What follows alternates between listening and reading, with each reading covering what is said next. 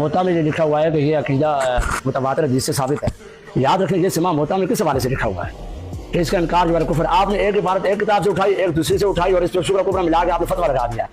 आपको पता होना चाहिए कि मुतवातिर की कई अक़साम है, और ये भी आपको पता होना चाहिए कि इन हदीसों को मुतवातिर इमाम इब्न तैमिया ने फरमाया है और अल्लामा अनवर शाह कश्मीरी रहमतुल्लाह ने फैज़ुल बारी शरह बुखारी और अल-आर्फ़ शदीद शरह तिरमिज़ी ने फरमाया है। इसलिए आपने सिमा मोता उठा के मौलाना सफराज सत्तर रहमतुल्लाह के साथ लगाने की कोशिश की है। दूसरी बात ये आपने कहा पार्कों में बैठ कर तकरीब बनाना, तो हम भी कहते हैं कि मुनाजरे में आते हैं आपका अंदाज और होता है, जब मिंबरों पे बैठे थे पूरी उम्मत पे शिर्क और कुफर के फतवे आप लोग लगाते हैं। हमारे पास वीडियो की सूरत में आपके हर खतीब और हर मुनाजरे की वीडियो मौजूद है, तो पूरी उम्मत पर कुफर और शिर्क के फतवे लगाते हैं। और किताबें मेरे पास ये पूरी तरतीब से मौजूद है। मौलाना ताहिर कलपीरी साहब हैं, मौलाना शेख तैयब साहब हैं, मौलाना तौला बंदियालवी साहब हैं, और इसी तरह बाकी आप मौलाना शाहबुद्दीन खालिद साहब हैं। सबकी किताबों में इस सिमा मोता को शिरकिया अकीदा कहा गया है, और इसी तरह मेन गेट कहा गया चोरी शिरक का मेन गेट कहा गया है, चोर दरवाजा कहा गया शिरक का, ये सारी चीजें इसमें मौजूद है। बहरहाल कहने का मतलब ये है कि हम तो इस बात का इनकारी हैं। हमारे नजदीक सिमा मोता जो है ना क्या कहते हैं, इसका इनकार जो है ना कुफर नहीं है। सिमा मोता का इस बात भी है और इनकार भी है जो मुख्तलिफ फी है। जब ये मुख्तलिफ फी है तो इसमें किसी किस्म का हुक्म लगता ही नहीं है। जब हुक्म नहीं लगता है तो हम क्या दावा लिखे और क्या हुक्म लिखे? आपके नजदीक ये शिरकिया है, तो ये शिरकिया है तो हुक्म आपके नजदीक लगता है। आपने पहले कहा पहले दावा होता है फिर हुक्म होता है, ठीक है। आप दावा लिखें तो फिर शिरक वाला हुक्म वाज़ेह करें। इसमें आपको दावा भी लिखना पड़ेगा और हुक्म भी लिखना पड़ेगा। मुजाहिद साहब, ये एक बात की वजाहत जरा कर।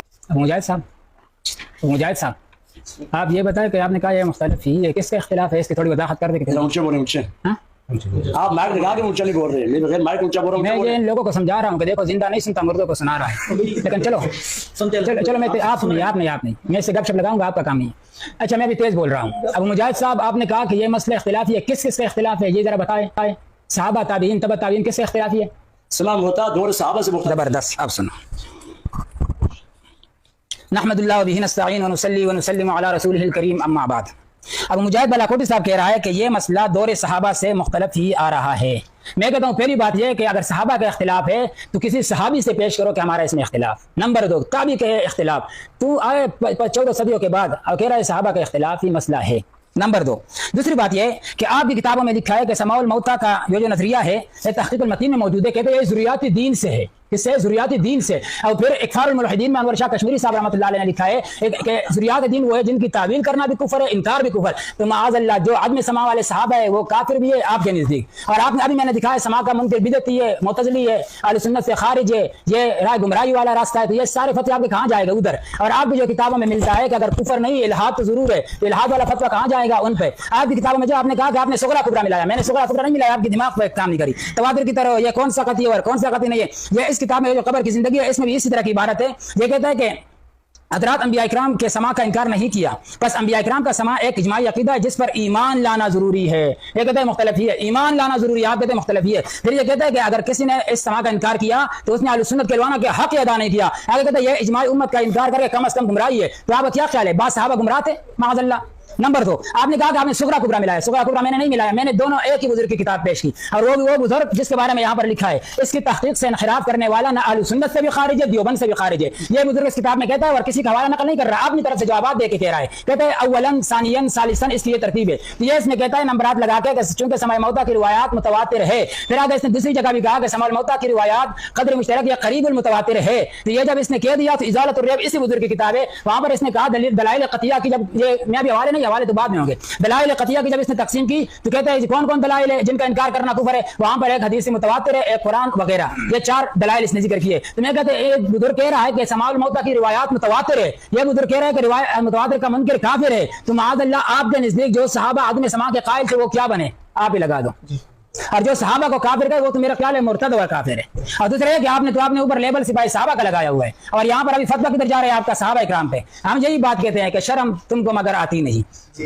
अच्छा, दूसरा कहता है कि यह तो मुख्तलिफ ही है। आपकी इस एक तहक़ीक़ुल मतीन के अंदर 4-5 मकामात पे लिखा हुआ है अकीदा अहले सुन्नत, अकीदा समाई मौता, अकीदा अकीदा अकीदा। और आपको पता होना चाहिए कि राय हिदायत में मौलाना सरफराज खान सफदर साहब ने लिखा है कि अहले सुन्नत वल जमात اور علماء عقائد کے نزدیک کوئی عقیدہ بھی ظنی نہیں. وہ جن امور کو عقائد کہتے ہیں ان کے ہاں وہ سب قطعی ہے اور ان پہ دلائل بھی قطعی ہے. جب آپ ایک طرف کہتے ہیں عقیدہ, دوسری طرف کہتے ہیں ہر عقیدہ ہوتا ہے قطعی, جب ہمارے سامنے پھنس جائے پھر یہ تو دور صحابہ کا اختلافی مسئلہ ہے, دور صحابہ سے مختلف ہی آ رہا ہے.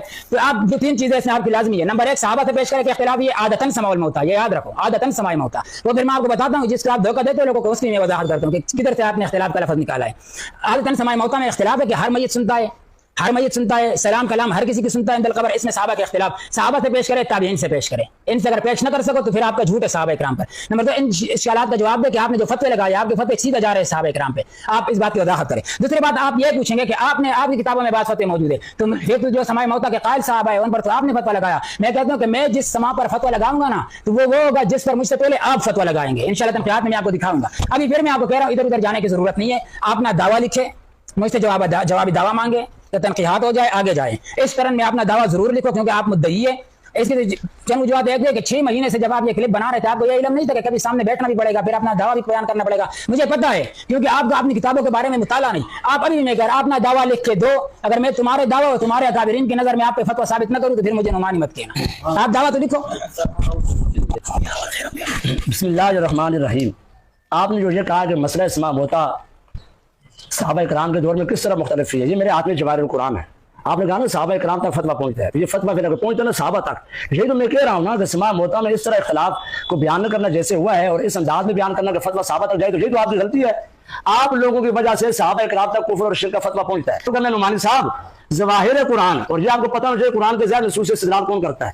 ظواہر قرآن اور احادیث صحیحہ سے ہے, جبکہ قائلین سماع بھی صحیح حدیثوں سے استدلال کرتے ہیں.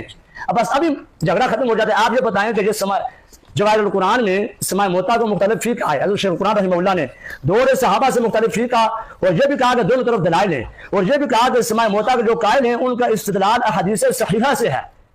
اب یہ مجھے بتائیں نا, چھوڑے آپ صحابہ کی بات کر رہے ہیں, جو گناہ ہے سپاہی صحابہ والے نام صحابہ کے لیتے ہیں, یہ ہو گیا. یہ جو سپاہی صحابہ بنی بھی نہیں تھی, سپاہی صحابہ 1985 میں بنی ہیں. مولانا غلام اللہ خان صاحب 1980 میں فوت ہوئے ہیں, اور یہ غالباً 1960 کے بعد لکھی. وہ سماع موتیٰ کے قائل سے سوچ سمجھ کے بولنا. آپ بھی اپنی زبان سے شیخ القرآن پہ کفر کا فتویٰ لگتا ہے. اور اگلی بات, کفایت مفتی دیں, کفایت مفتی جلد اول, اس میں بھی یہ لکھا ہوا ہے یہی جو بات مولانا غلام اللہ خان صاحب نے لکھی. اور کفایت مفتی کون ہے؟ مفتی کفایت اللہ دہلوی رحمۃ اللہ علیہ کون ہے؟ مفتی کفایت اللہ دہلوی رحمۃ اللہ علیہ, جن کا نام مولانا شاہ محمود حسین نیلوی صاحب بار بار لیتے ہیں اور اس بات پہ بڑا فخر کرتے ہیں. میں نے ان سے پڑھا, ان کے پاس جو ہے نا 6 سال پڑھایا. وہ بھی یہی لکھ رہے ہیں کہ اگر سماع موتیٰ میں کسی یہ صحابہ کرام کے دور سے مختلف ہی ہے اور کسی کی طرف کی تفسیر, تذلیل اور تکفیر جائز نہیں, کیونکہ یہ فتویٰ صحابہ تک پہنچے گا. ولا شک فی فساد ہی, اور اس فتوے کے فاسد ہونے میں کوئی شک نہیں ہے. تو یہ بات ہم تو نہیں کہتے کہ صحابہ کرام کے دور سے مختلف ہی ہے. آپ کے صرف ایک بزرگ کی میں نے عبارت پیش کی, شیخ القرآن مولانا غلام اللہ خان صاحب رحمۃ اللہ علیہ کی. انہوں نے دور صحابہ سے اس کو مختلف فقہ ہے. اور دوسری بات, یہ فتویٰ صحابہ تک پہنچتا ہے تو تمہارے نیلوی شاہ صاحب کے استاد نے یہ لکھا ہے کہ یہ فتویٰ صحابہ تک پہنچتا ہے کب, جب سماع موتیٰ میں دونوں طرف تشدد کیا جائے. عدم سماع موتیٰ والے جو